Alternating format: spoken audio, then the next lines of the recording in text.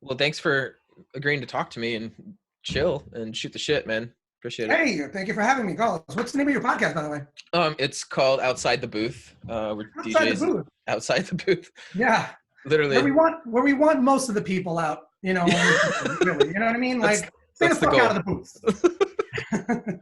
So, gosh, we've known each other for a couple years since I moved to Portland for sure. But like, how do you take it back to Little Chaach? How did you get started in music? And then just tell us your story, man. How did you get from um, where you were to today? Before I tell my story, I really just wanted to put focus on what's happening right now. I don't want to All right, date the podcast too much. cool. But there's just something. I mean, and this all kind of like comes back together with a little bow tie at the end. But I wrote this tweet today that just encompasses exactly what we're going through right now. And basically, for the listeners and want to know exactly when we're timestamping this, it's the day after Trump said that we could just inject disinfectants into our body. Oh And what man. I said was, if Trump couldn't get any more racist, he wants your inside to be white as well. And then one of my friends had posted, "Wow, that's really brilliant." And I was just like, imagine 4 years ago. 4 fucking years ago, if I went back in time, like Arnold Schwarzenegger, and I like showed up right behind you while you're DJing with a fucking electric bubble, and I was naked, and I was like, dude, listen to this joke that I wrote. And you're Uh, like, what? If Trump couldn't get any more racist, he wants your insides to be white too. And I'd be like, listen, okay, so Trump got elected. Sorry. That's happening. Because even 4 years ago today, the primaries didn't even start yet. We really thought that Hillary Clinton was going yeah, to get dude. elected. Then I would tell you about the coronavirus. Then I would tell you that this motherfucker wants to inject it. And then not only that, I was a little late to the game because 3 hours ago he said he was being sarcastic. Uh, um, so where I start is basically all the rage that I'm feeling right now about what's going on, because from a very early age, I'm undocumented. I'm pretty open about it. Though to my detriment, my mom sees every single one of my fucking goddamn tweets, my goddamn fucking Facebooks, and she really doesn't like it. And I'm sorry if you're gonna listen to this, Mom. I have to be open about this, because I have to let people know. But I've always felt like I was in a cage. Even before I knew what illegal immigration was, I was in a cage.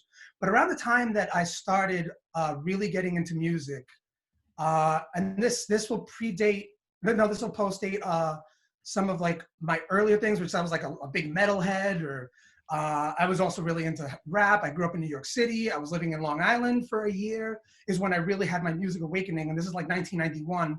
But around 1993 is when I picked up a guitar and I just started playing everything that I could hear, anything that I could hear on the radio, on the television. I don't know if you were privileged to make mixtapes out of 2 cassette tapes back in the day. oh man, my sister was all about that. All right, so I was that kid. I mean, I was making mixtapes on decks from Hot 97, New York City, since I was 12 or 11, something like that. And things were really politically charged in New York City as well. On top of which, I was just coming into my own musically, and then also as a man, and just all the questions that prepubescents and pubescents have. But then I just felt like music was like the thing that like really got me out of it got me out of my own headspace as far as like questioning who I am, kind of like solidifying who I am, but then also really having this release and outlet to like voice my opinions, whether they be musically or politically or emotionally. Any other questions? I think that was a great start. I had a hard time this morning waking up and seeing all this crazy stuff, and I Did you actually smoke had to weed this go morning? like, yeah, the whole Trumpy thing this morning. I actually went back and I listened.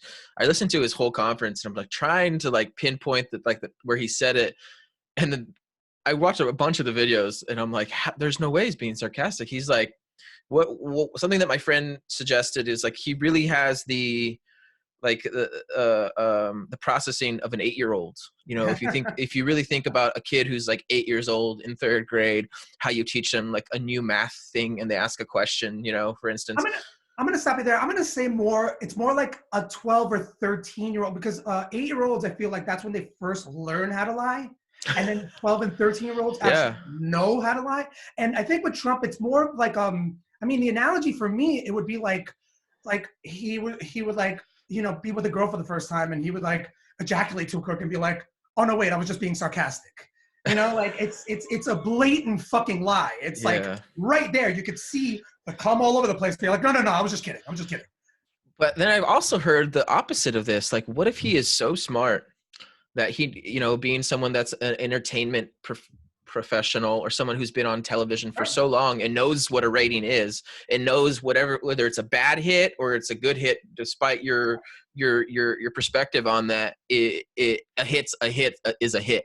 So like he knows every time he opens his mouth, he knows at this point if he says something that's gonna rile up one side or the other, that he's gonna get, you know, exposure. And like it's really sick to, like, we're in the midst of a pandemic, right? And he'll be bloating about his ratings, quote unquote. Like, you know, I had the best ratings. You know, I no feel one's like ever done somebody ratings as good as I have. I think somebody even pointed out yesterday on Facebook, they were like, Trump is just jealous of coronavirus.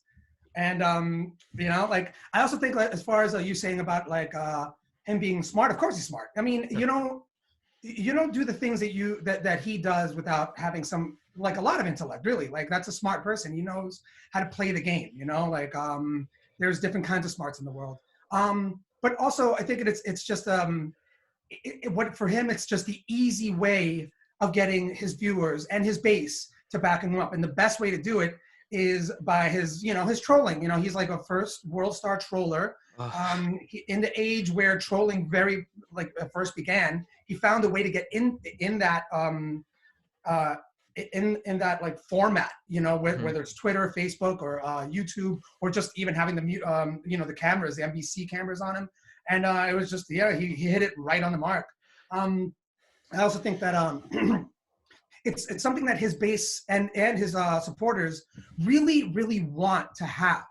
I mean, shit, as DJs, I kind of want it. I would love to have that platform to maybe say different things like, don't shoot fucking Clarks up your asshole. But I mean, I think that, like, you know, we all kind of want the center stage, because we all think that we know a little bit, not a little bit more, but just like we know we have something to say because we're all connected.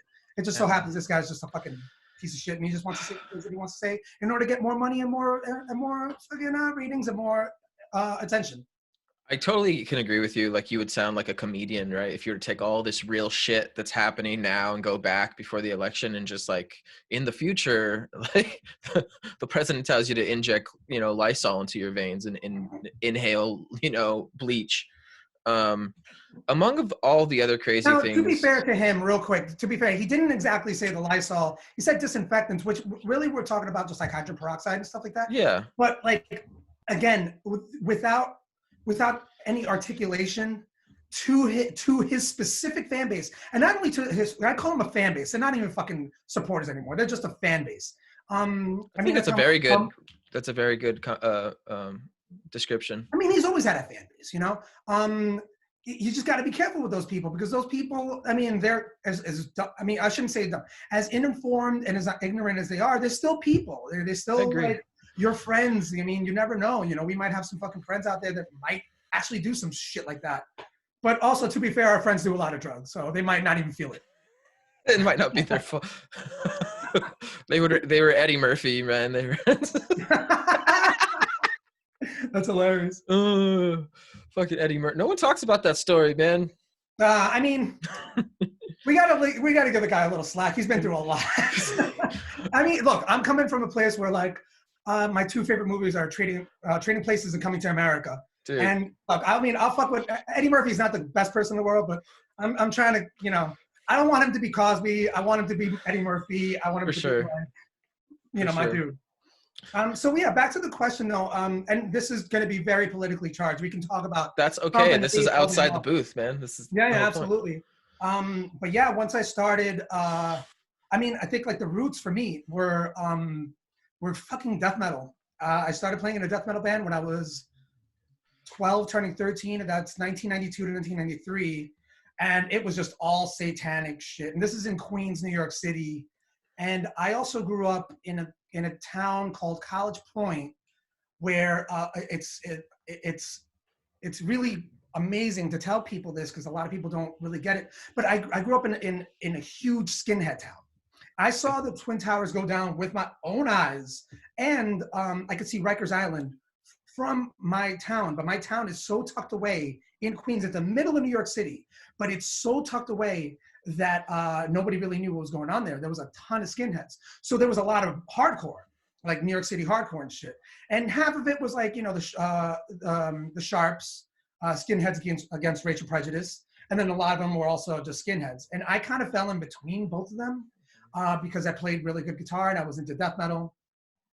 But we were all anti-Christ and anti-religion. And then the skinheads really were the ones that like kind of put this like anarchist thing in me until, you know, I turned 14, 15 and started realizing, oh my God, what the fuck, who am I with? What the fuck am I doing? And that's when I started getting into a ton of fights with skinheads and shit, man. I grew up pretty much fighting with skinheads my entire life. I mean, my entire growing up. And then immediately after that, like around like 1994, 95 is when Wu-Tang hit and all that. And that's what for me was electronic music, you know, all the hip hop. And then I went back to all the 80s hip hop and yeah. And then soon after that, the rave scene started, you know, I mean, it's already been going on, but for, you know, when I was 14 in 1994, 95 is when I first started kind of hearing what house music was. Not really gravitating it too much because I also Queens is predominant. I mean, it's predominantly like mixed, but you have pockets of Italians and Irish. I mean, there was a lot of Italian. So I mean, like I would see Fast and Furious happening outside my window like years and years and years. Like dudes with IROCs and all fucking hot rods just blazing it down, listening to freestyle, and then also mixing in the house music with like the Jersey Shore hair and shit. And I was just like, what is this bullshit? Wow, dude. I couldn't fucking take it, you know? I was just like into hip hop or whatever. And then really what solidified my, like, when I knew that I was gonna like, I've always known that I was gonna be into music. I've been writing music since I was like 12 years old, but like 1998, 99 is when I first heard of DJ Odie from New York City. Odie is an old school junglist, more on the raga jump up tip. Tight. And I mean, there was these parties like the 184 party, Stuck on Earth. Shout out to Chris Love for Stuck on Earth. He's a part of Soup NYC now. Yeah. Also listen to that shit. It's fucking sick. Dude. Jason Burns, another buddy of ours, he's on Soup right now. He's releasing stuff on there. And he would have these fucking massive parties in like roller rinks in Harlem. But then there's this little room where I'm just like listening to house music. I'm like, whatever, man. And I would smell this shit from this little room. Like, what the fuck is that smell? And just walk in and everybody's smoking dust and fucking weed in the drum and bass room, which was like 1/7 the times of the house room. And we would just, and that's it. I would just be at the fucking jungle parties almost every night for a couple of years, and then every weekend almost till I moved out of Portland, which was I guess 10 years after that, in 2008. I'm just like listening to jungle. By the way, your jungle mix yesterday was fucking amazing, man. Thanks, yeah, man. I'm getting practice for tomorrow. Actually, I'm playing for the What's Next PDX folks. Oh, nice. I don't have, so I've been a huge junglist all my life since I started listening to like electronic music in high school, and it was always even for me. House and techno was always right here with drum and bass because it was always at the same parties. And I just want to see if this works. Hold on. Oh wait, I gotta do it. So yeah, I don't know. I'm super excited. Let's see this guy. He's a cap opener. Yeah, that's great. I know he's a good friend. Yeah, I've been into it for a really long time, and I never coming up as a DJ, I always ended up playing house and techno out, and that was like where I stuck. But I could always hang with the junglist kids too at the same time because my collection is really deep, and I didn't necessarily like play it out much, but I was just more of a collector, I'd say, of jungle and drum and bass music. When I first got into drum and bass, it was very much just jungle for me. It wasn't sort of like the crazier end of things until I got honestly more into like other forms of house music where I was like, well, I should put that same like style of digging towards drum and bass. And then I found Jump Up, which was a whole nother section of wilding out. And it was more of like a rock show style, right? And just like, hardcore, like moshing. Yeah. I mean, I did, there was a point where Jump Up was just like taking over Yeah. New York, like all the Guernica kids, as far as like it's like Camouflage NYC and then Concrete Jungle, which I'm sure you're aware Like of. almost two forms, almost two sort of Yeah, they were communities that, coming together. Yeah, absolutely. Yeah. yeah. So like, but you know, with it was like Jump Up and then like all the ethereal kind of shit or whatever. But like, there was a point where like it got like just every other fucking genre in music alone. And somebody who started even with death metal would know this. You know, like it gets super fucking broy, and you got to take a step back. You know. Mm-hmm. But one thing that was cool is that we had a lot, for whatever reason it was. I mean, I know what the reason was. There was a lot of hip hop remixes in Jump Up, a lot of Wu Tang, Mm-hmm. Mobb Deep, Nas, and stuff like that. So there'd be a lot of Jamaicans as well, you know, with the Mm-hmm. Raga stuff, because that's kind of like Jump Up. Raga And jungle stuff was huge. yeah, and so we would have like these fucking, you know, just like big like fucking gangster dudes just come through, you know, and just be like, all right, you know, and like their girlfriends would come through, and then they like there'd be like this like weird white kid mosh pit or whatever, or when I say white kids, it's like, you know, just like New York City white kids.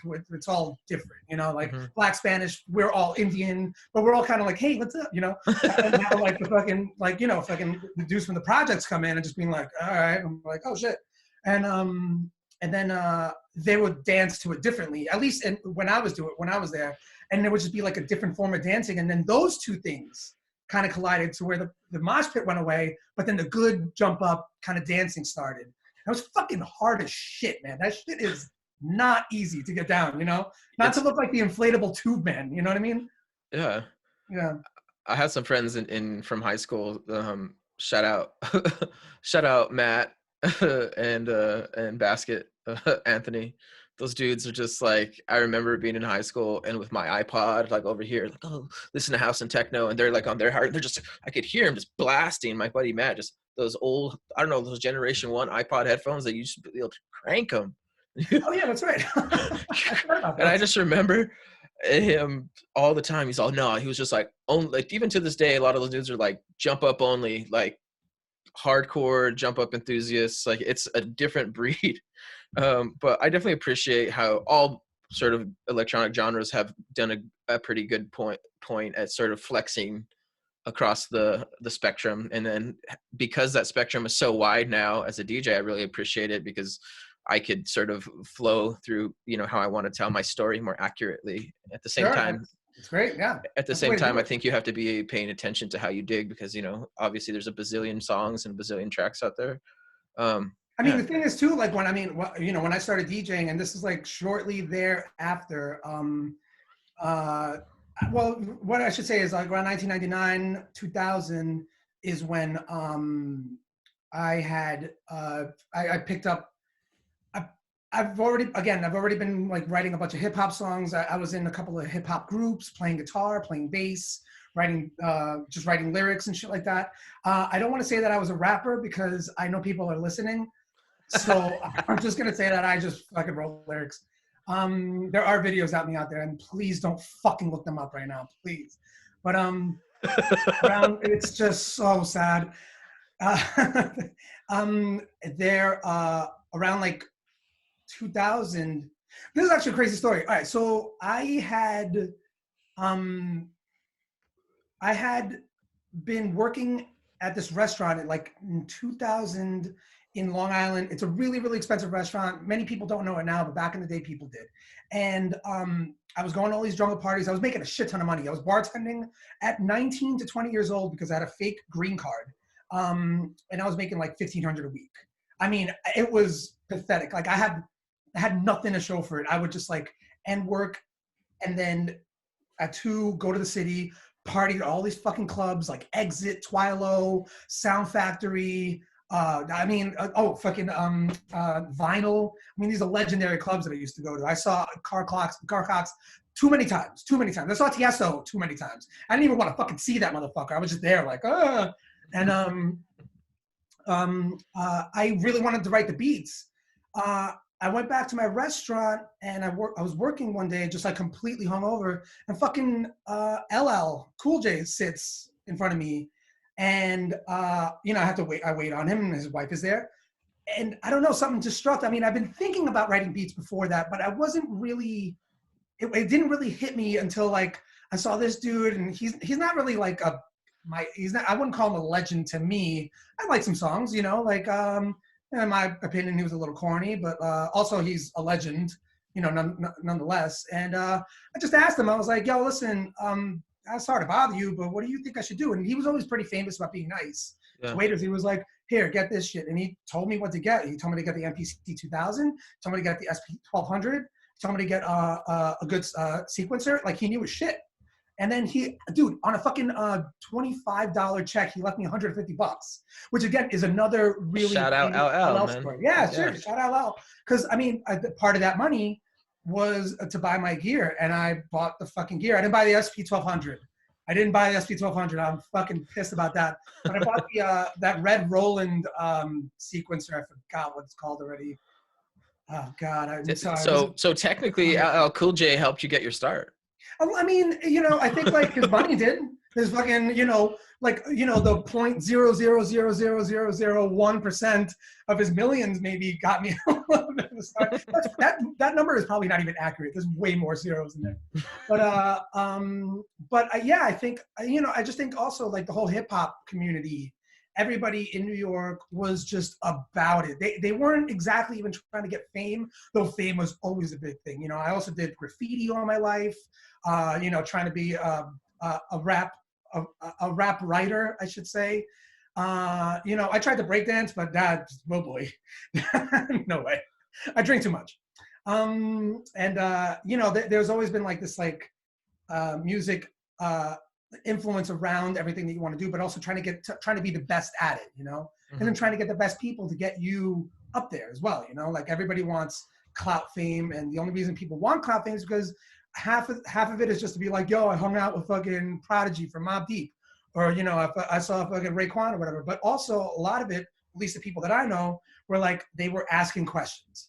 They were humble. They wanted to know more. They wanted to see where these people came from, so the people in my generation could do it just a little better.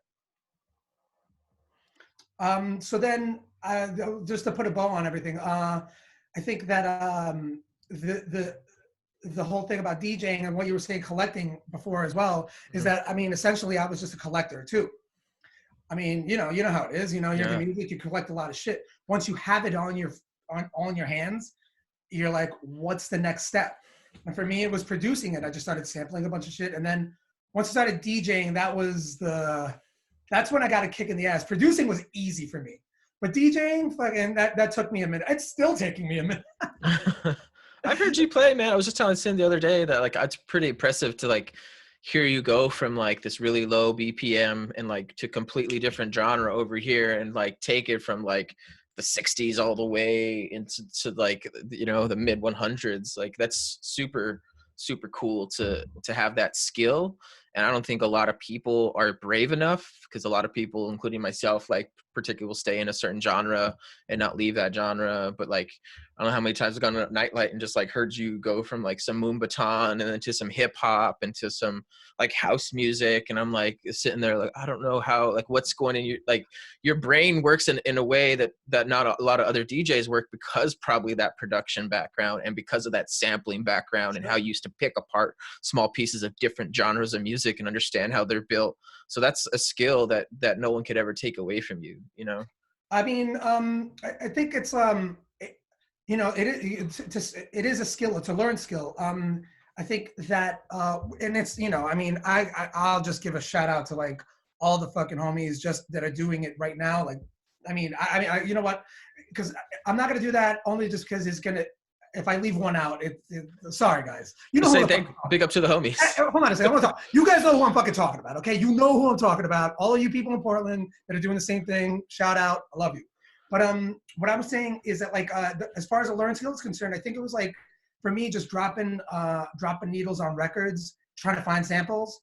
That kind of bridged that BPM gap. Mm-hmm. Or for me, it's just really a genre gap. I mean, the BPMs are whatever. To me, that's just kind of a number. It's a number and it's a swing for me, right? But it's really just about the feel and the culture behind the music. That's the big thing, because like, I mean, you could play some like East Coast and West Coast shit and it will not vibe. It'll be the same BPM. It'll be the same year. It'll be the same month that it was released. You put it back together and you're like, no, it's not going to fucking work. You can't do that shit. But I think that the other thing that really facilitated that for me, I mean, I think it's, you know, there's a luck of the draw shit, is that like I grew up in a place where I could go see salsa, go across the street, go see hip hop, go across the street, go see drum and bass, go to the big club of 5,000 people, go see house. Touring acts would come through, you know, then go outside, go to the subway. I'd see motherfuckers with drums and fucking horns just banging shit, you know? And it's, I mean, you know, the city never sleeps, but it also doesn't stop with the music either. I don't think there's ever been a time other than maybe 9/11 where New York has just completely stopped with music. Yeah. And even at 9/11, I know there was one motherfucker out there just being like, "Oh shit, the end of the world," you know. And that's the other thing too that I was going to say, that is like just tying more, like I think a lot of people want to like equivocate their music to like, you know, love and respect and unity and whatever. And for me, it's just always been just a fucking bunch of fucking anger and rage, you know, because every single time I got really good at it, something really shitty happened. You know, like right after I started producing in 2000, 9/11 happened for me, you know? And same thing, the clubs were closed. Nobody could go out. Nobody could come in. There was like fucking like jet fighters going all over the place. Like people were sad, but they also were together.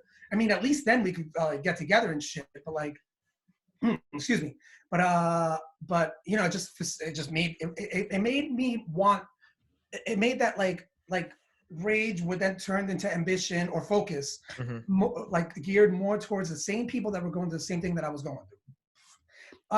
And the country wasn't so goddamn divided back then. So I was even going to like my weird racist fucking Goomba friends, and you know, like the Irish people that would call me Spick all the goddamn time, being like, "You all right? You all right? You want to fucking jam? You want to listen to this shit?" They'd be like, "All right, let's do it, you know." So yeah, I mean, that's the acquired skill, I think, is just to immerse yourself with all forms of music at all time and all forms of people, because really music is just culture. So you want to get, you know, you want to be culturally, you want to be culturally savvy, but then also technically savvy with the music as well. I had this whole idea when we traveled on our honeymoon. We went to Nepal, we went to India, stopped in Qatar and the Philippines. Wow. Yeah. I had this whole idea for a sound project that I took my Zoom recorder and I was just trying to record everything while I was out, sounds and samples. And like halfway through our trip, I was like, I can't focus on this anymore. I just like wanted to be immersed in the experience and just like leave it in my heart versus, and I really wish that I would have had some of those recordings just because of some of the things that I heard that I'll never be able to hear again unless I go. And just in that moment in time, just knowing that it was special, if someone would stop with their instrument and be like, "You're not from here. Let me play you a song. Let me play you my song." You know, I remember we were taking a super cheesy like cruise down the Nile, but it was like on someone else's boat, because our boat, I don't know exactly, we were on this little tiny boat. Long story short, this dude played us this really cool song on this like broken little instrument, had one string, pelting it out. You know what I mean? I don't really remember the moment. I just remember like how special that moment was, right? And I just wish I could have heard this one string and how he was playing it. It's just, you know, those things that you can never get. I think that people who always have their camera, like for instance, people that have like YouTube channels or like just document their everyday life, like how hard it's got to be to have this in front of you all the time and not just be able to sit there and take it in sometimes. I mean, so that's like one of my hardest, like there's a lot of things that make me sad, you know. I've had a really, really, really hard life. Though I'm not going to say that I've had a harder life than most. I'm actually also very, very lucky. I mean, I get to like live in a house where I could get to do this like between two ferns thing, you know, like I have a bunch of plants. Like I'm so goddamn lucky. But there's been a lot of hardships in my life. You know, I grew up completely broke.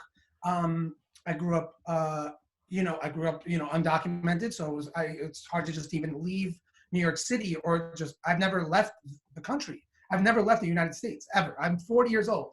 I've never seen outside, I mean, other than when I came in here from Ecuador. I should have mentioned that I'm from Ecuador. And there's a lot of sad things that have happened, you know, like, you know, my mom and my dad have had some hardships, like really bad ones. But, you know, they came out of it. And the release was music. And for me, like when 9/11 happened, I wanted to like capture a lot of what was happening, but I also wanted selfishly to like sample shit. So I bought a mini disc recorder. Do you remember those? Dude. Yeah. Do you remember those fucking things? They were like Yes. this big. Dude. Yeah. And then I had this like little stereo mic. And the thing that sucks is that they were doing like I think it was like 32 kbps like compression, but it would fit in my pocket. Like it would fit right there. And I just have like my headphones in, and I'd just be in the subway, just recording all day long, just recording sounds, recording conversations. I was bartending in Midtown Manhattan at that point. I was recording crazy conversations. Somebody actually caught me and was like, yo, what the fuck? Like the boss caught me, and he was like, I want to hear everything that's in there. I was like, I wasn't recording any weird conversations. I'm just a sample artist, blah, blah, blah. And they heard it. They were like, all right, it's cool. I was like, don't take it away. Like, there's a lot of shit in there. And I did that for a better part of like 2 or 3 years. Just had my recorder on me all the time. I had I don't know, like 80 mini discs, something like that. And then also we would do like mini disc trades. What? Yeah, absolutely. We would do DAT trades, digital audio tape trades. I had a couple of DATs from when I was younger that I had recorded. We did mini disc trades. Laser disc trades were big back then. Laser disc trades were really big in the Mexican community because they would do like they would have these like crazy laser disc parties and shit in Queens. But yeah, we'd go out to like Staten Island and fucking Long Island and Jersey to do these weird like mini disc trades and shit. And yeah, it was therapeutic actually, because like what would happen is like I would, first off, there's no worse feeling than having a moment and then losing it, but knowing that like it's there. Now, some people say you should live in the present. I get it. I live in the present as well, but presently it sucks, So I kind of want to live in the past a little bit right now too, and maybe in the fucking future, Which recordings like that give you. They give you the past and they give you access to the future, because that could turn into something so amazing and crazy. And I think and then I had I put all this shit together. I was like sampling all this stuff, but the only problem was that that I learned is that you have to be responsible when it comes to chronicling your life. And the saddest moments that one of the I've had a couple that are music related, but the two big ones are I had all of my music stolen, completely, all of it, twice. And one of them was my fault, one of them wasn't. And the first one was right after, it was like 2004. We had this dude come through to like MC, and he stole my hard drive and all my mini discs. He just stole everything. I didn't see him leave. We were getting fucked up. We were just like in the studio for like 24 hours. He just jacked everything. And that wasn't my fault. But then I regrouped. I came to Portland, and then after all the music that I wrote all my life, I'm talking since I started recording, which is like 2002. I have some of the stuff, but then all the stuff that I started recording when I got well known in Portland, which is like around 2011, 2012, to a couple of years ago, all that stuff is completely gone. And that was like, I was just at a bar. I left my computer down for a second. Somebody just jacked it. I was talking to somebody. I looked down. It's gone. All of my shit. I didn't back it up like an idiot. It's just all fucking gone. Everything that I've written, all those mini discs, all those recordings, everything that I've ever done since then, for the last almost 20 years, is completely gone. The only thing I wish is that somebody would do something with it, If I heard it on a track, I'd be like, great. At least it got used. Like it was out there. A little bit, like it's not for all. That's not all for not for all for not. Anyway. So thinking about like how you've lived through, I feel like so many lives already just on this one talk. This is great. Yeah. I'm sure you have a list, but like, can you remember a crazy party story, either back home in New York or here, where I told one where like I saw a guy get stabbed in front of me, or like maybe that you thought shit was about to go down right in front of you, perhaps? I don't know. I have the stabbing stories. We could leave out the stabbing. You might want to try a fun story. Yeah, Your yeah, that's choice. what I'm I just saying. want to Like, hear a I fun have all one. those fucking weird stories. Um, I don't know. Like I kind of block out all of the bad shit from parties because I've seen so much shit. What's the But I opposite will end say of this. it? Hold on, hold on. I Where's the will say this. miracle Hold on, hold on, hold story? on. No, hold on. I will say this. So, like, there was this is part of the stabbing story. I'm not going to get into the whole thing, but like, Exit in New York. I think it was just funny. Uh, Exit in New York City was this place that is now called Terminal 5. It's a very well-known place. Like, all the big touring acts go there. Like, the Kills and fucking Jack White's 8,000 bands. But there was like a 5,000 capacity. It was the weirdest night. Like, there was like aerial artists with nothing underneath them to catch them. They were doing, and it was 3 stories. Like, the first time I've ever seen aerial artists do that shit. This is it's got to be around 2002 or 2003. And it was just fucking weird. Like, it just culminates like all of the experiences you have in the club. I was with my girlfriend at the time. Shout out Tanya de Jesus. I love you. She's one of my best friends. We were dating for a long time, and there was foam just everywhere, up to your like chest, just foam, like pink foam on all 3 floors. How the fuck they did that? I don't even know. There's a smoke machines. Everybody's doing their twirly little fucking like glow sticks and shit. I mean, it was like one of those parties, And Tanya, like, I'm always trying to be vigilant of like somebody grabbing her, because that's what motherfuckers do in New York. They grab you. They're just like, yo, what up? Whatever. It's fucked up. I mean, I'm glad that we live in different times. Back then, it wasn't like that. But Tanya was grabbing onto me, and she had felt somebody grab my ass like really hard, and she thought it was a girl, and she's like, bitch, and she just turns around and decks whoever it was, right? And it's this dude who had like this like 2 hearts painted on his eyes, and like this heart thing, and he looked like Cupid pretty much, and just fucking decks him straight in his face, and doesn't even flinch. He's like, what? And he's like, oh, I'm sorry. And he just literally flies away. And I look back, and she's just like, I'll fucking kill that motherfucker. I was like, yo, chill out. I was like, chill the fuck out, yo. And and then I forgot. I think it was like Sasha that was playing that night. And again, like, the night was beautiful. Like, after that, it was just amazing. Everybody was dancing, whatever. But then, as it always does, at around, I don't know, 5-6:30 in the morning, the entire club had to get out immediately from 2 exits, and we had to run. And there was like almost a stampede, and people were scared. But I was like, yo, Tanya, don't fucking move. All of our friends, I was like, let's stay here, chill the fuck out. Everything was fine. It was right after 9/11, so I was like, yo, you can't get in there. We could see what was happening. People were like jumping all over each other. We're like, we're good, we're good, we're good. So sorry to end it on a bummer, but I really thought it was funny to see Cupid just like fly away and like, And your chick hit him. grab my fucking ass, man. Jeez. Oh man, there's not that much there. I don't know how he found it. Laser light fucking vision, that guy. Do you have like a most memorable party that you've played as a DJ? Yeah, I mean, my ego wants to really tell you about the biggest one. Tell me about that one too. Fuck it. It's just like, I don't know, man. Like, a lot of DJ, like, the thing that I want for DJs to stop is with the fucking like. And look, I'm a recovering narcissist, honestly, and I still kind of have it. Like, you heard me, I haven't shut up in a fucking hour. How long has it been? Yeah, it's been 45 minutes. You said like 3 things. I mean, I've been living 40 years. There's a lot to say. You haven't been able to go out, man.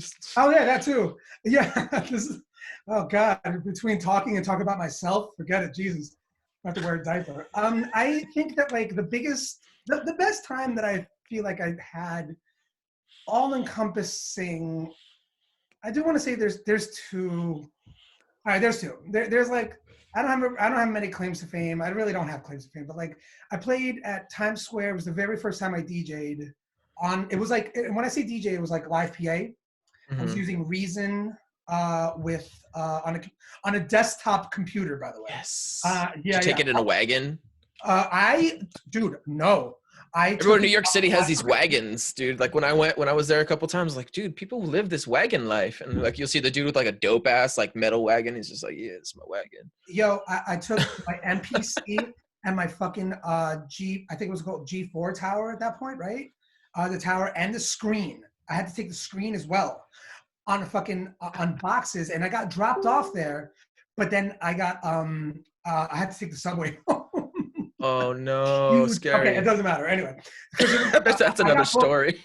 I got booked a week before that to play BB King's in Times Square, the legendary BB King's. And the only thing that sucks is that I was playing for the. I shouldn't say that. I'm sorry. The only thing that was different about my style was that I was playing for the Disco Biscuits. And the Disco Biscuits, if you don't know, are this jam band that came out of like the whole kind of Fish era.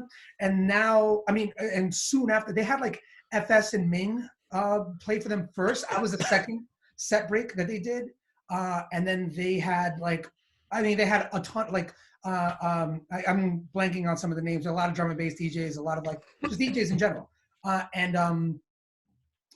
Soon after they did the Camp Bisco, which has had like Radiohead, I mean Pearl Jam, like they've gotten really really big. But what they wanted to do was they wanted to experiment with like a set break DJ, and I was that one, and it was going fucking great. I mean, there was just so many crunchy people though that I was like, what the fuck is this? Like everybody had dreads, everybody was, you know, the whole thing, the whole like wrap fucking necklaces and shit. But everyone was nice. Everyone was cool.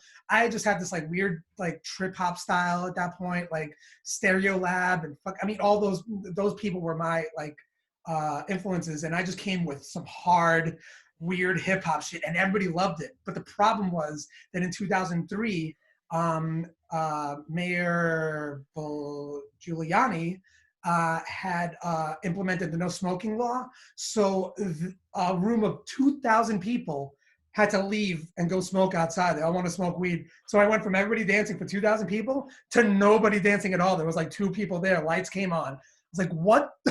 Everyone wanted to go smoke before they came on. Yeah, well, it was a set break. It was a set Yeah. break, you know? People were already in there for like an hour and a half. How But weird. gladly, people came back in and, you know, towards like, I played for like an hour and a half, towards like the 20 minutes of my end set. It was amazing. But my funnest one though, that was just crazy shit.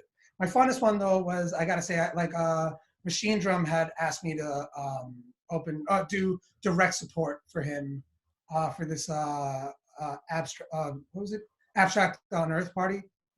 Yeah, Abstract on Earth party, and that was like during the Decibel years. I think it was like, I don't know, 2012 or something like that. And that was the funnest thing. I got to do whatever the fuck I wanted.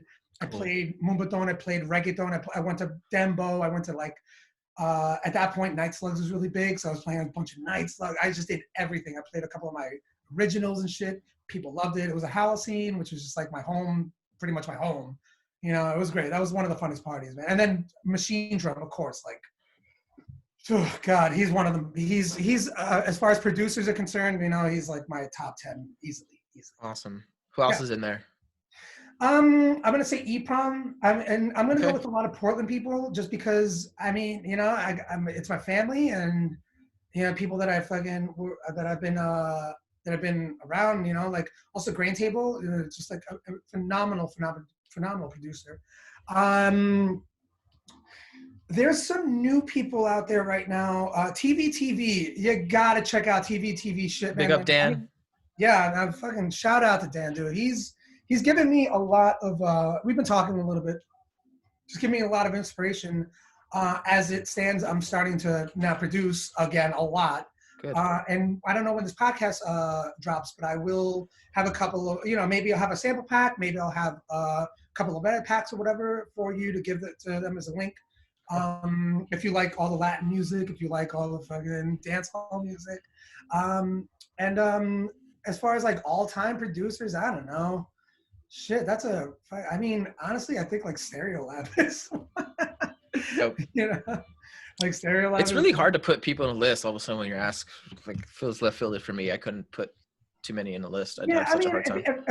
if you're asking me right now this month, FS Green, Full Crate, Nice. um, Jay White, he's the one that did Cardi B's the Cardi B song. How the fuck can I not remember? Actually, I'm glad I don't remember it because I've heard so many Coronavirus. fucking times. Do you know that video? I can't get over that fucking video. Whitney has been walking around all week saying, "Ah, ki."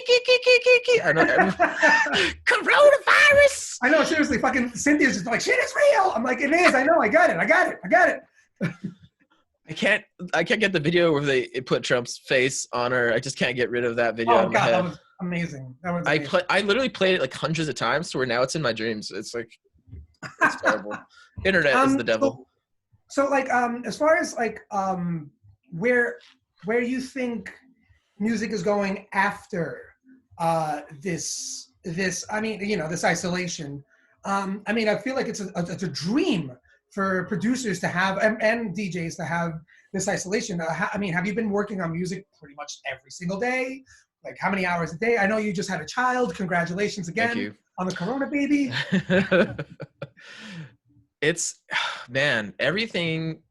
It's crazy because I'm working from home, but I'm realistically only really working one day out of the week. Okay. Combined with a bunch of other hotspots of answering emails and following up, just because it's just until school is back on, there's just no way to replace me being in the classroom with 150 students a day. But this time has actually been such a blessing to have with my kid and Whitney, just getting to not miss a thing, you know, her first time like seeing her hands and her first time like you know, learning to recognize what her hands are, what her feet are, and her first time rolling over, you know, all these things that I could have very possibly missed. And I've been able to support Whitney too. You know, breastfeeding is not easy. It is very difficult. Yeah, of course. I just watched the documentary. When you cut the shit, I don't give a fuck about this. When are you gonna have another kid and have a DJ duo? Oh man, do you know what? I was supposed to get a vasectomy and have it done in March, but didn't get it done just because of the whole virus situation. So I guess it's still a possibility, but we're not planning to have another one. We don't want to have another one at the moment, but you know, if it were to happen, we're not going to say no, obviously. But I do plan on hopefully when things are safe again, going through with the vasectomy. Just because, you know, get snip all done, no worries. Yeah. I mean, for me, I'm so happy for your life, and I'm happy, man. I couldn't know, seriously, I just couldn't imagine like the joy that you're feeling for having this child right now. It's like, you know, you get to see what you've done, you know, like, I mean, and also like I said, like the past, now the present, the future, you know, this is like the present point. Changed everything. Past, the future. But I do want to say though, too, like, you know, I got up today at 11 and then I didn't get out of bed till I had to do this interview. Yes. And then I'm just going to go breastfeed on my beer right now. And I don't know, man. I can't, I just, honestly, I give it up to you. And also Whitney, like, oh boy. I mean, I don't know what I would have done with it's not easy. Right now. I think I had a dream about having a kid last night. But you know what? You don't, at this point when it happens to you, you don't, I feel like I might have had a couple of those feelings like, oh, it's going to suck. It's going to be hard. But like, you don't even think about that when you're in the moment. It's just like, I have to do these things. This is my kid. Sure. You know, for instance, I haven't had like a full 8 hours of sleep in 3 months, but, whoa. But I'm still getting my sleep. But for instance, last night was a very hard night for all of us in the house, including the dogs who sleep with us. You know, my daughter. We have 2 dogs. There's Opal down there. She's asleep. My daughter was up last night, just up all night, and it happens from time to time.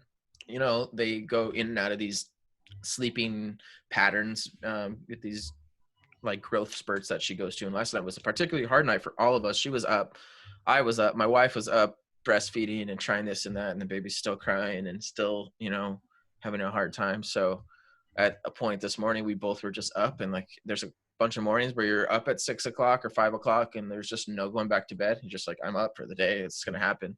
But at the same time, I feel like I'm that now. Sometimes, even if I don't get kept up, that I'm up at 6 a.m. and I'm like that dad with like the New Balance on. He's already like mowed the grass, had 3 cups of coffee, and like done a bunch of shit. And he's like ready to go to Home Depot. You know what I mean? Just like ready for the day. I feel like a lot of the times if Whitney's not up, like I'm that guy sometimes, like up early. What the fuck is that? This is the thing that pisses me off. I'm that guy, but I don't have a fucking kid. Bullshit. I definitely have been doing more music. I've been doing like a bunch of live streams. As far as writing music in particular, which I would love to do more, I have not done as much as I want to, and I feel I just haven't been as inspired myself for writing in particular. I feel like where I find myself more on the spectrum of DJ producer is definitely more on the DJ side, and I think that is sometimes lost in a lot of people's perspective. They think you have to be producing and DJing, all of it. You got to do this and that. I think it's okay to do one or the other one more than the other. And definitely, I think it's really important that you dabble in both, so that way you can get alternate perspectives and, you know, be able to change your angle in the things that you are proficient in. But I'm definitely 1,000 times more proficient, you know, DJing than I am producing. And one day, hopefully, you know, if I do choose to do a more professional side of the production, I will. But at this point, it's me playing, you know, it's me having fun. And it's, I don't anticipate releasing anything professionally right now. Sure. It's just not my thing right now. So to your point on like, how, I mean, originally my question was, you know, how do you feel what this isolation is going to do to your music, and then I'll say music as well. I think that, you have a really, really good point where it's like, there is a movement. It's not a movement. I'm sorry. It's just a progression of people that play music, people that write music, where you are almost expected to write and DJ right at the same time. What I would say to that is that, you know, back in the day when this all shit started, it was jazz musicians and just DJs. You know what I'm saying? Yeah. It was just DJs. They weren't writing music. They were taking jazz, like they were taking music that musicians had been working on their entire lives and putting it together. You know what I mean? So there's always going to be a progression, and you're not going to stop it. You know, you're going to get ahead of it or you're not, whatever. But one thing that I will say is that there's always the forgotten populace, where it is, you have the people that make the music, you have the people that play the music, and then the third one is that you have people that like the music. And I think that those three, like everybody always sees it as a yin and yang, and it's not true. It's just a collective, because what we need, but what not even we. I mean, I've written a lot of songs. Maybe 1 or 2 have made it out there, like maybe in the radio. I've had Diplo play 1, yeah, whatever. I mean, and maybe, you know, like it was, and my name has never really got out there. You know, Zuzuka Poderosa's name has gotten out there. Shout out to Zuzuka Poderosa, by the way. Was supposed to have her liquor store in a month, but whatever. But and then so those are like the producers, right? You know, like the people that are trying to make. And then there's the DJs. You know, the DJs that are getting this music out to us, who I think that are so important, whether they write music or not. I don't think anybody should ever say like. And it does happen. It does happen in a lot of festivals, which I don't want to shit on too many people on it, but I do want to say like, hey, I understand this festival is only DJs that produce, but just give the little guy a little something too, you know? And then the third thing is the most important thing, and as stupid as America as I think it is, I think that we need the fans to fucking tell us yes or no, you know?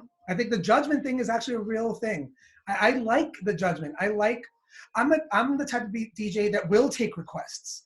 I mean, not ridiculous requests, but at least I know if somebody, you know, wants to hear, like in my sets, usually I do a lot of Latin stuff. If somebody wants to hear Despacito for the fucking 1400th time, I'll at least do like the newest remix of it, or like have like a little berry thing with like, you know, cushions on it, or like falls on it or something like that. Some like Jamaican artist that is doing like a Justin Bieber track. And I'm not even shitting on Justin Bieber. I'm just saying like, you know, we need the people. It's all like kind of a collective thing. So like, yeah, fuck producing. Just keep doing what you're doing that's good. You know what I'm saying? And then when you get better at the whole shit or whatever. But the other question that I really had is, how do you feel this isolation is going to work for music all around and for DJs all around. Give me Actually, 1 second. Actually, yeah, maybe we can edit over here. Just give me 1 second. no problem. I'm gonna press pause. Okay. I'll take it in. So, how do you feel that this isolation is working for music going forward with DJs, producers, and the fans? Oh man, I think the people. First of all, I think right now is going to weed out a lot of people who were scenesters and a lot of people who were lovers. I call them lovers, music lovers, which that's just a prediction. And I think I use scenester in a bad term that way. It's not always so. I do feel on a production standpoint for people who produce records, people are in a golden era right now. The music that's being created right now, there's so much emotion and there's so much anger and all of these other feelings in this bubble, and it needs to get out. And I feel like hopefully people are putting that out creatively in their their chosen path of creation, whether it be writing music or writing songs or whatever it is. As far as like for instance, like a concert, I'm gonna say concert industry as a whole, like big production style things, I think a lot of those people are definitely going to lose out and not be able to do festivals again for perhaps another year or two. I think this is good for someone who really misses the old underground feel, as myself. I feel like a lot of us are going to come out of this a little bit more grateful for the small gigs and a little bit more grateful for those sort of more underground grassroots renegade style things that we all fell in love with. Because I think in order for it to get back to where we sort of were at, where we were playing, I was playing at a bar music venue every weekend, it could very well possibly happen that there is absolutely no bars left over after this. Like, I hate to be a cynical person and like not be as optimistic as I can, but like worst case scenario, most of our small business music venues could possibly be gone. And think about all of us DJs, they're going to be like hovering on these venues. You know what I'm saying? There can be so much competition. I feel that the grassroots sort of renegade style of throwing a party in an empty space is going to come back.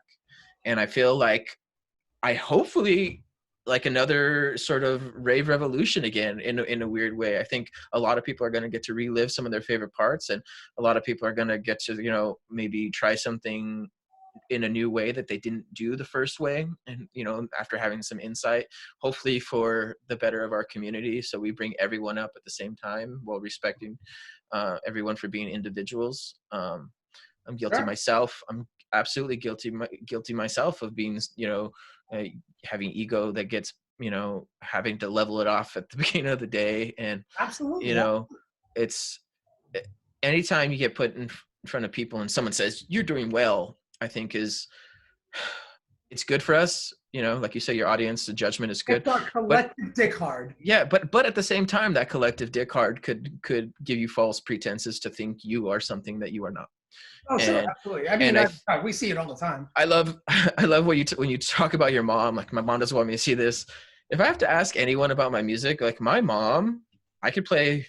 I invite my mom to every live set I do, and she'll listen to it and just be like, "I don't think that was you." I'm like, "Why?" That's also hilarious. I think it's going to be good overall. You're still getting mommy's approval. That's really cute. But my mom, I was raised on very organic, soulful music. My mom's a big Motown lover at heart. I feel she has a really good feel. Mom about some shit, man. She has a really good feel of house music. Where'd I grow up? In New Mexico. She grew up in Old Town, New Mexico, Albuquerque. In a huge Hispanic neighborhood. She grew up in a family of 7 kids. Sure. One father who worked and my grandmother who stayed home, just a bunch of brown kids in a 2-bedroom house, you know what I mean? In the middle of Old Town. And where were you as a brown kid?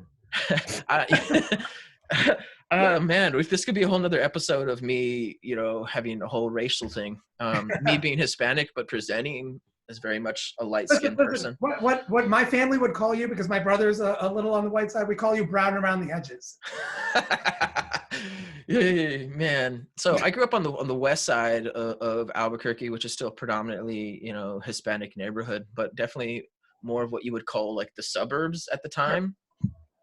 And I went to a high school where there was kids that were straight up from Mexico, you know what I mean? And they didn't consider themselves equal to me, and vice versa, in a way. Like I look different. We might have spoke a similar style of Spanish, but there's something particular about the people who are born and raised in New Mexico as children of his Spanish immigrants, and also mixed with Native Americans. We often refer to ourselves as mestizo. Um, um, it's very interesting to think back, because luckily I can trace most of my family back to the early 1700s, in northern New Mexico in the Santa Fe area. Yeah, And that's my interesting. and that's on my mom's side. On my father's side, we're in that time all Spanish immigrants, so they're from Spain, conquistadors, fighting for the church, Should have built that essentially wall back then, essentially raping and pillaging the natives. Should have built that. Look, what I was saying, we should have built that wall back then. God, lock them up. You know what I mean?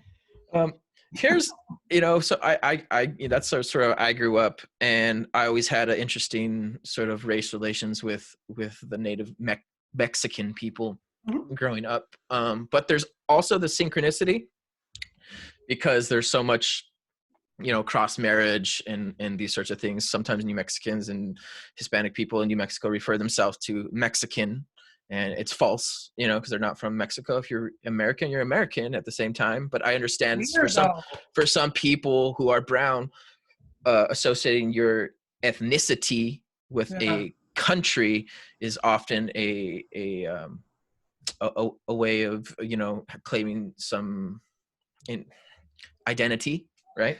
I mean, yeah. And it was, I often had a difficult time growing up, because I don't know how many times I was told that I wasn't brown enough, or I wasn't white enough. I never that was real weird, Oh, right? So I've never considered I, myself a I white man, but I've been in absolutely. conversations where people just assume, they look Hey, at me so, and so, they so, assume that I okay, don't know Spanish, right? to see your point on that, so I went through the same thing. Yeah. I just want to, before you finish, I want to just say, like, I've been through the same thing. Like, growing up Ecuadorian, Mhm. speaking this beautiful American accent that I have, right? But also, I speak fluent Spanish, not having my papers, so I don't even feel like I belong in America. Mhm. And then confronting Spanish people, especially when it comes to Dominicans and Puerto Ricans. And I know that may sound like a little like, what are you talking about? They all speak the same No, shit. dude, I've been in New York, bro. Yeah. I've seen two people from different areas and different backgrounds totally fight with each other for who's browner or like something. It's very Or odd. who's black? The thing is that this is the way. This is an old joke. And listen, fucking assholes, it's a joke. Okay, so shut up. But this is the Spanish hierarchy. Okay, the Argentinians are white. The all the other Colombian countries, when I say Colombian, just do your fucking research, okay? All the Colombian countries are the Spanish people. The Dominicans are the black people, and the Mexicans are the Mexicans. So, shut up. All right. So wait. So, as far as like not being accepted, like anywhere, like feeling like you're like in some weird fucking limbo, I kind of felt the same way too. Because like, my Spanish is, even though I'm fluent, I can understand fluently and I can speak it fluently. It has that like English tinge, Hmm. and it's weird to say because it's like I am not American, but I'm also not exactly Ecuadorian. I speak Spanish, but I'm not fluent. And Americans don't exactly think that I can speak really good English, right? But what I am is a New Yorker. That's what I am. And you've seen these skits happen already. Like I've been saying it for fucking years. I'm a New Yorker. But even that, it's like, what does that mean, really? Because half of New York is fucking dumb shits, and then the other ones are cool, I guess, But like, they also drink weird things. I don't really care. Um, Such a like melting what? pot. So it's like, what the fuck are we really? Like nationalism and cityism and all this shit doesn't really. There's no progression with feeling like you're one part of some little thing. What I think with this whole coronavirus thing is that like this whole world is now together on this one fucking thing. It took a microscopic virus to let us know that we aren't anything different than the same. We are just the fucking same. We are all either just kind of dumb or not so dumb. That's pretty much it, you know? Or there's a couple of smarties out there.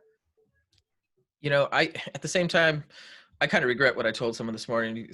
Going back to the Trump thing, he was like, I feel bad for him because he only understands at this level. And I was like, don't feel bad for him.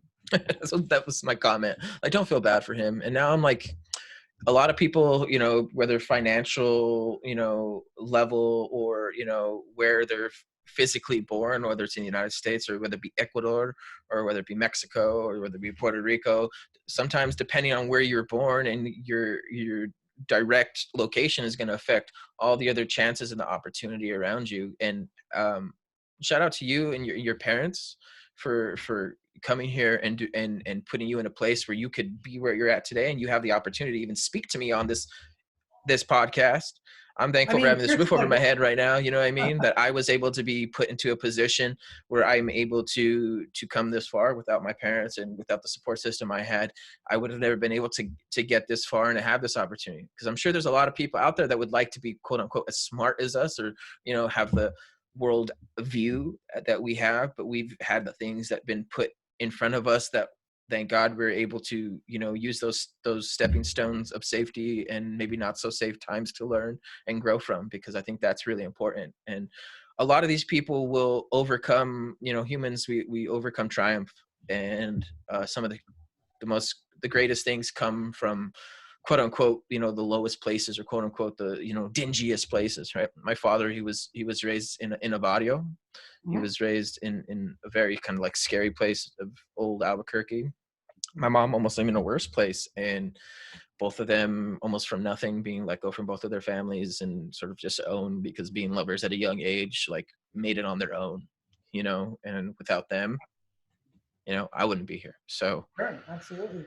I think that like to go back to the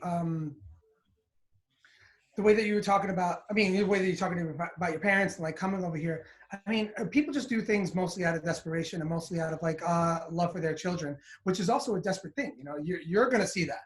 You're going to see that. I mean, and by the way, Carlos, like, if you got me, if you need help, I don't have much, but what I have, I can give you. I also think that like, and just again, I want to talk to everybody that's listening right now. The whole barter system that's been happening in the last even month. I mean, we've been trying to do it for the last 10 fucking years in Portland. And I've been doing it for the last 10 years. I've been donating my time to like homeless people, to LGBTQ, to undocumented workers, to mostly the farm workers. We got each other on this more on a guttural level because I don't know who knows what's going to happen. But if things are going to stay in this direction, things are going to be bad. If they get worse, things are going to be really, really bad. If they get better, they're not going to get that much better. They're just going to be kind of okay. So we still have to fucking be here together. That's what the music does. That's what the artists do. That's what all the, you know, the gardening that we've been doing does or whatever. But just to put a point on like my parents coming here and doing what they can for their kids, it's all empathy. This is what empathetic views look like. There's people that sit higher above, that have a lot more money than we do, have a lot more resources than we do, that were born with more resources than we have, that actually govern us, and they don't know. And then maybe they will never know, and that fucking sucks. I wish they knew it. They don't. We got to just like walk it off, right? Whatever. But from here on out, we can help each other. If you feel like you can help, if you're listening to this and you can feel like you can help, there are people that are really, really, really in need of help that are important to us. It's kind of like a mathematical equation. One of which are the farm workers out in Estacada and Boring and all over us that are growing these vegetables that we're eating right now. The only reason that we have these fucking vegetables is because of California, it's because of Idaho, it's because of fucking Oregon and Washington State. And they're being grown where the farmers are starting to fucking throw fucking vegetables out because it's hard to have a lot of people out there. So you have to donate, or at least, at the very least, and I know it sucks to say, but just give the little bit that you have, because it'll be more on the it'll transpose itself in the long run. And then the second thing is that we need good people around. It just so happens that a lot of good people are broke. There's a lot of good people that are homeless out there, but they're good. They spread the message of goodwill. They're empathetic. And if you can, I know that a lot of us are broke. I don't have a job. I don't even have a social fucking security number. I haven't had a legit job. I can't get on a fucking plane. I can't drive a car legally. I can get arrested right now and get deported right now. But if you can, please donate to New Avenue for the Youths. It's newavenuefortheyouths.org. That's the LGBTQ community that's helping all the homeless LGBTQ kids out there right now. They're children. There are children out there that are fucking starving in the streets right now. They're alone. They New Avenue of the Youths? New Avenue for the Youths. Please. They are out there right now. They're taking fucking, almost. Anyway, they're taking donations right now. And then also the other one that I want to point out is, New Avenue for the Youth right there. And the other one that I want to point out, once we get through New Avenue for the Youth, is pcun.org, pcun.org. And what they do is that they also fund all the out-of-work farmers, undocumented workers that are all over Oregon, pcun.org. And please, just if you care about the people that are right next to you, I mean, there's a lot of people that are raising money for people all across the country, and that's great. But these are the people that are literally right next to you. These are people that you walk over when you're going to the store.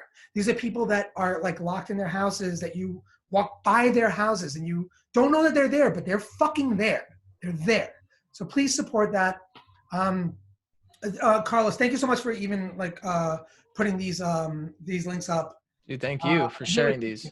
Yeah, this is great. I thank you so much. I really appreciate it. This is awesome that you're bringing attention to this, man. I think. Also, by the way, these two organizations, they are like super DJ friendly. Like, I mean, between the two, in the last 3 years, I have played in front of thousands of people. Like, they are down with the music. They're down with like just having fun, but also like keeping it to the workers, because we need the workers. This is dope, man. So, before we get too late in our podcast, absolutely. Growing up, one of my good friends, Alex, I won't say my homie's last name, just for his own, for his own thing and his own privacy, unless he agrees. But he went to high school with him, and he is continued. Also, he is blah, blah, blah, he is also undocumented. Was brought to the United States when he was. He's from Mexico. He's from Chihuahua. Okay. His mom escaped a dangerous relationship with his father. Came to the United States with him when he got in middle school. He came to my high school like freshman year, and we became really good friends. And I got to see through his mother's eyes, because he lived down the street from me. I go to his house like every day on the way home and back. That the fear in the way she operated her life, and all of these extra steps that you would not even think about as a citizen of the United States here. Like going to the grocery store, for instance, and all of these extra things that she had to worry about. Like if she got pulled over, who would she call? She had all these emergency protocols. In fact, when I became really good friends with him, we had a whole like sheet of like contacts for him. Like if she was ever to get arrested, like we would keep him at the house, and like just all these other things. I just remembered this contact list, like she had given my mom, didn't tell him, didn't tell me. I just found it years later. Like, so what is this? Threw it away. But like she had this plan, like a plan that as a parent now, I couldn't even imagine having some sort of plan like that in place. But these are real fears that I'm sure that you could relate to. For me, like the fear That was like, always like not seeing my mother. yes, dude. Could you imagine just My mom. mom's gone? So I teach at a school here in Portland. I'm not going to talk about which school it is, but Sure. about a month ago, 2 months ago, right before school ended, one of our parents took his kids to the bus stop, walked back, and on the way back, Whoa, whoa, whoa! I'm sorry. I have to stop you. Was it what? That was the one that they got deported on the bus stop. yeah, So can I ask you? Were they gardeners? off the top Do of you my head, know? I'm not sure. Because at the very same time, I can't talk too freely about this, but at the very same time, from what I heard, where I live right now, one of our gardeners was detained that very same moment. So I think it was one of those gardeners. They lived in Gresham or It, 12th.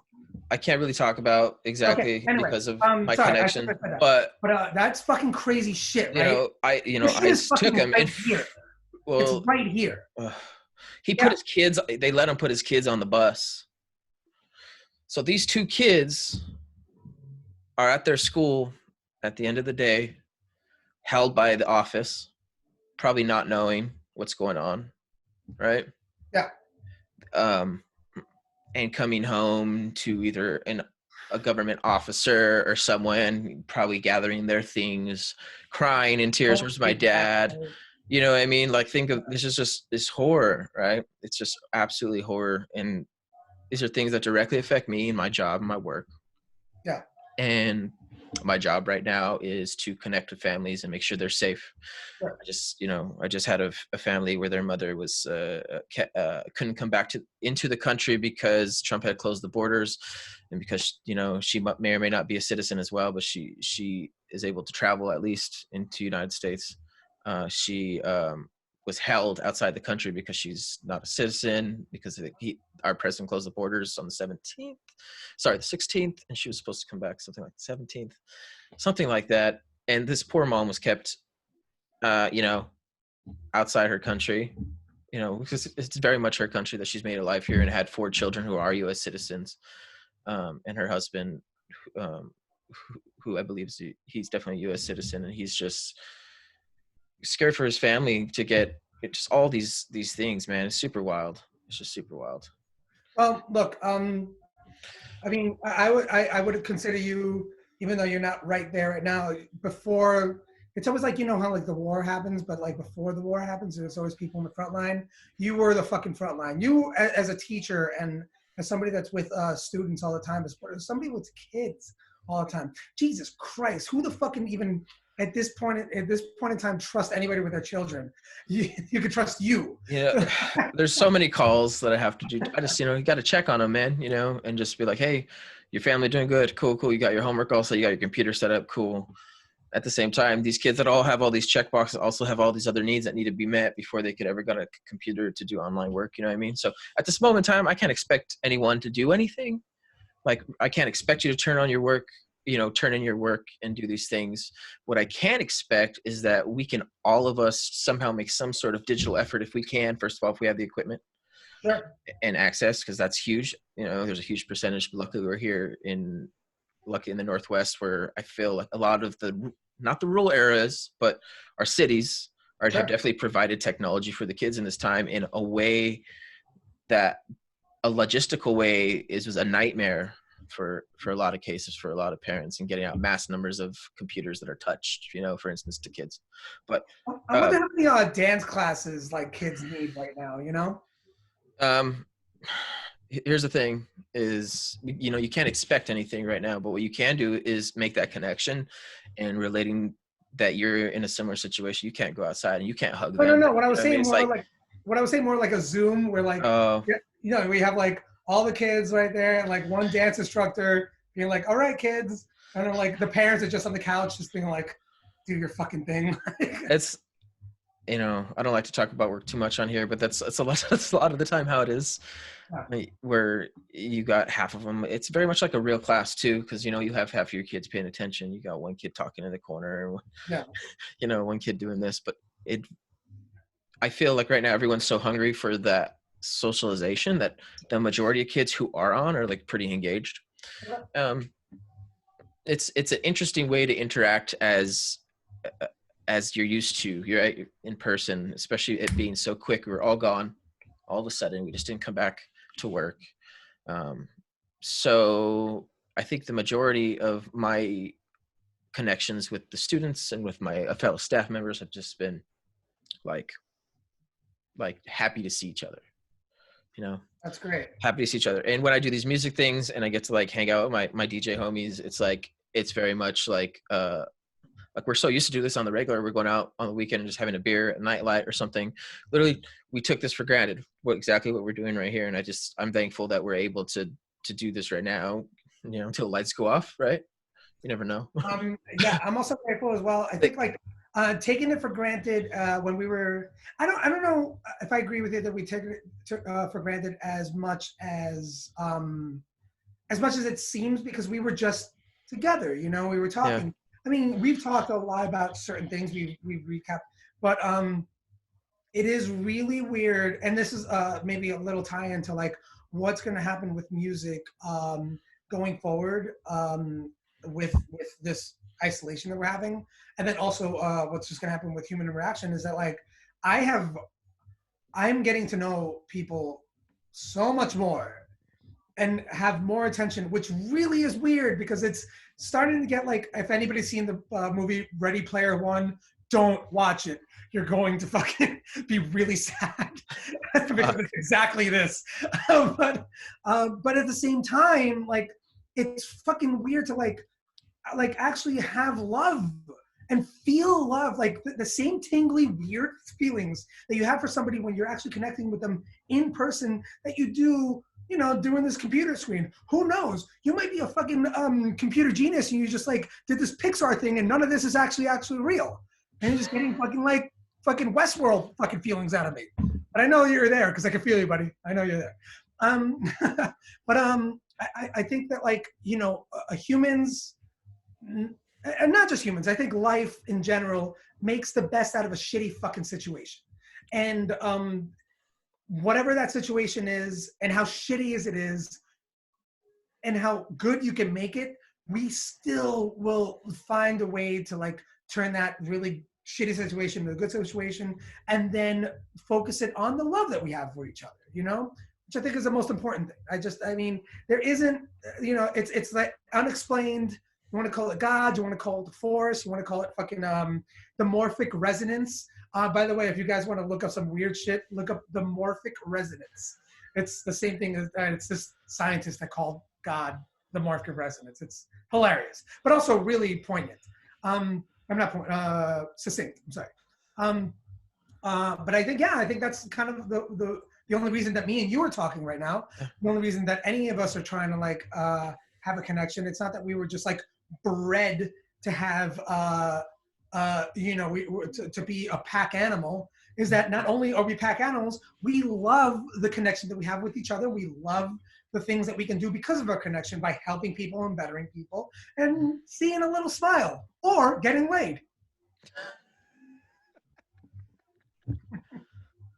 You know, human nature, man. Carlos, I love you so much, man. Love you too, man. I hope you and Sin are doing well. No, we're doing great. The art, Sin and I feel like I rambled a lot the other day. I'm self-accused. Was it a rambling. change of a direction where I just talked the whole goddamn time? No, I'm just a rambler. We were talking about your artwork and you doing the welding. Absolutely. So you've done a lot of welding and a lot of these really super cool bending, and it looks like you got it down now at this point. It looks very much like a well more machined machine than when you first started, when I started seeing your experimental stuff. And now you got a lot of these things down. How does it feel to have mastered like a 3D art form and be making and selling work right now and like supporting yourself and and getting support from your community? How has that changed from before this thing to now? There's a couple of differences. Number one is that uh, it's hard to talk about like the changes that I've felt before the coronavirus and after, because it's only been it's been a month and 25 days, right? Since like our legit like Yeah. quarantine, whatever. Wildhousebdx.com. You can just whatever look at a bunch of plant stands and macrame and blah blah blah. But we've had a shit ton of orders, and it's hard to say that because I know that there's a lot of people that have been out there that are out there right now that don't have any work coming to them. As far as getting good at my art, I've been welding since I was 11 years old, and you're a welder as I well. am a welder as well, so Yeah. I can appreciate metal art and small metals and being able, When burning I was through them welding, and oh, sorry. just like thin steel. When you, Yeah, it just I've always had a very budget welder, so I've had to. So oh, there's you always see, just we were different. Yeah, we were different. I was doing these like 2-ton roll up gates when I was 12 to like 15. Then my father got arrested, and then when he got out of jail when I was 23, then we started a roll down gate company. But then we went to structural engineering where I was just welding a bunch of I beams. And that's never more of thought what I did. I My mean, dad did here, wrought hold on. I iron never for thought I like would do like this little guy. Look at that little guy. That's a little plant stand right there. It's actually pretty big. But anyway, I never thought that I was going to do anything like artistic other than maybe make some furniture, which I've done in my past. But getting good at my art form, I think just goes back to the other, question and answer that we had about like, what is this quarantine, isolation going to do to like art? And what it's going to do is like, what you said, it's going to bring out the underground. It's going to bring out the little people, the big people like fucking Diplo. Like, what, do they need more money? They could just fucking hang out for a little bit. Or, just like all the Eric Trines of the world. Like we have a little time to, and patience. And now like, we have like a little more, what's the word that I'm looking for? It's just like, we're not oppressed by work anymore. We can be creative, and this creativity is going to go so much farther than we ever thought we could. I don't know if I'll ever be able to like throw Like another art, show again without at least trying to like. I've learned so much about like streaming and like all these fun, like I have my iPad in the corner like wirelessly set up through the Wi-Fi system to broadcast an extra camera, and I have like 3 cameras going on at the same time, and I've like really perfected at like every friend calling me like, how do I set this up? Like you're being one of them. I've helped at least like 7 or 8 people at least set up their stream within the past 2 weeks. My shout out John Barra, who was the first one on the show, but he's got a show tonight. He's playing the Luna Festival. Shout out him and Anna Martinez from Albuquerque, who are playing B2B for Luna Festival. Who else is another good like techno artist? Option 4 on there, playing some like techno out of Denver. A bunch of really cool DJs and like yogi professionals that are like going to do this show. So I got a RSVP right? ticket. I donated so I could get like a invite, and they're going to give some COVID relief to something, COVID relief. So Beautiful. I Great. think all that I've learned, I don't know if I'll be able to go to another party without at least trying to set up the stream.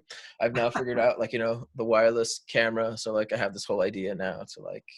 I also think like, do you think like this like pretty much like like Minority Report, I'm not sure. I just saw the movie the other night, but like it said that like it was around this time, maybe a little late. But I feel like coronavirus just shot us forward technologically speaking, like at least 15 years from people like yogis and Yeah. Zumba instructors and bar 3 and DJs obviously as well, and just like therapists. Jesus Christ, like my therapist is doing therapy.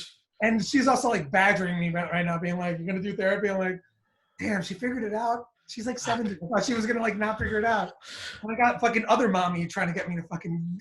So I had an online doctor's thing, and before this, or I had it on the phone, and they were going to the computer in like 2 days. But I remember after seeing that same doctor for a couple months, like asking about what's up with a Zoom call, like, oh, we don't do that yet. Well, this was before the virus, right? Middle of I've been having to go. My doctor's also my daughter's doctor, is also my wife's doctor, so I've seen her a lot. Like mid-virus, they're like, yeah, well, maybe we'll do some Zoom call. I think they're like gonna set like to a month ago when I was there with my daughter. Like, oh no, we're on it. Like we're just we'll do it. Oh, we got it down. We got the training. Like, you know how many times this could have worked? Like 10 years ago, we had decent internet connection. I feel like we could have figured it out. But Yeah, I appreciate the technology that a lot of like the DJs are bringing to it for sure. Like, sure. I really hope a lot of these like lesser known artists get discovered because of streaming right now, and because they've been putting work in that area for so long and just maybe haven't gotten noticed, because so many people have been, whether it's producing or making big shows or whatever. I really hope that some of these people that build their fan base or whatever are able to be, succeed in the same organic fashion that something like Wild House has. Well, So thank you so much. Yeah. I mean, I also think the the need for normalcy is it's something that I don't really. I'm the wrong person to talk to about that, because again, I mean, I make this joke all the time to people that like want to talk. It's like, oh, you're in a quarantine, so basically, you don't have a job, you don't know when your check is coming, you drink all goddamn day long, and you feel like you're imprisoned. Welcome to my fucking world as an illegal immigrant. I've been fucking trapped in Portland. I can't get a job. I can't drive. And buddy, because of all it, I drink every single goddamn day. I'm drunk right now, but I'm always drunk right now. I was going to say, I thought you were going to ask me if I ever did a podcast. I was going to be like, well, no, I've done a few podcasts, and I've actually been on a lot of TV shows and just interviewed. And I feel like every single time I've been this drunk. This goes back to like 1995. Carlos, thank you so much, man. You are amazing. I'm really happy that you're doing this. I hope this like takes off. I will promote the shit out of it. You're really good at it too. I'm really interested. the whole idea. I don't know if I'm good, but I like conversation. Yeah, absolutely. What I would suggest. All right, so I've been starting a podcast for about a year. It's called the Portland People's Podcast, or the PP Podcast, or hashtag TPPP. And basically what it is, it's like I'm interviewing Portland entrepreneurs or anybody that's been influential that has changed the course of something culturally important within the last 10 years that I've lived here. All right. Or people that I've met that, like, I mean, there was a huge jazz revolution that happened in the Boise neighborhood where I got to interview a lot of people. This is 10 years ago and I still have the recordings. But anyway, yeah, what I would suggest for you is like, we need to play a game. Okay. Okay. But I can't play a game with you right now because I wanted to get this ready for you. But maybe what I would suggest is that, like, on your next podcast, your next recording, have me chime in and I have a game ready for you. And oh my God, please. Listen, we're going to input Chaach. Ding, ding, ding. Yeah. And it's called DJ Food, Neither or Both. Oh my God, please, can we please set this up? Okay. Like surprise, So as a complete surprise? Yeah. It's DJ Food, Neither or Both. And I'm going to rattle out a bunch of names. And then basically, it's really easy. All you got to do is write, like, just write it like 4 squares on a piece of paper, food, DJ, neither, both, and you tack them as you're playing. You have the paper and you tack them, and then we'll play with your next guest, and we'll see what happens as far as you'll play against your guest. Okay, I'll be the judge, and then we'll see who wins. Oh man, I'm excited.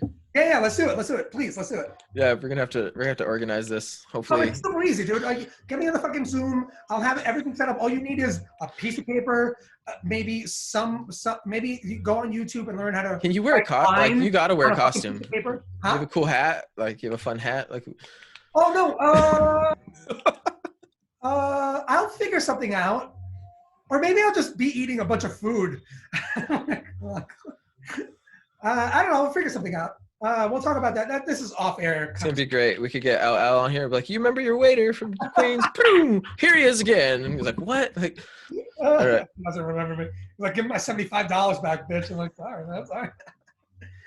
Carlos, I appreciate it, man. I hopefully we get to do this again soon. We hopefully you bring you in on a game. That'd be a super fun idea. Yeah, no, let me just bring the game over. I think that'll be fun. Do you have a tourney wheel thing? No. Again, we'll off air conversation, but it's gonna work out. And then shit. I mean, I'm saying like, I know everybody's broke, but let's put a little money on it. Just joking.